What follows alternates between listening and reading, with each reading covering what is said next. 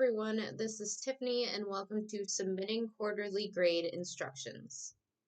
First thing you're going to do is open up your web browser. You're going to want to open up SchoolTool. If you don't have it bookmarked, you can also find a link to this on the Lowville Academy website.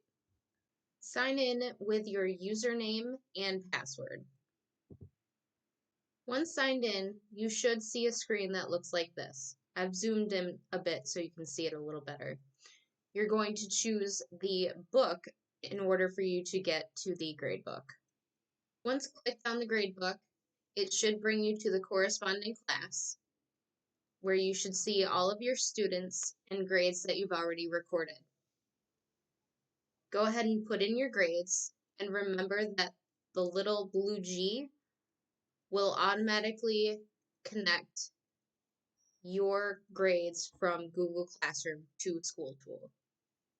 In order to submit your grades, next to the View dropdown, choose Submit Marking Period Grades. Click the Grade Import button to add your grades.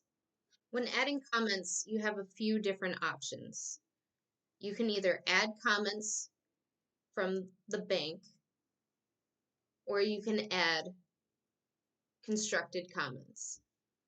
Adding comments from the bank is very generic, but it gets the point across. All you have to do is find a comment that you'd like. Excellent overall effort. Click in the box. Make sure there's a blue check mark there. Once you're finished making your decisions, go down and click Add Comments. This will add the same comment to every student. If you would like to add individual comments, you would click Add Comment next to each individual student. Once you have comments and grades in for each student, you will click the Submit button. Please email Ms. Kowalski to verify your progress report grades were received. Have a great day!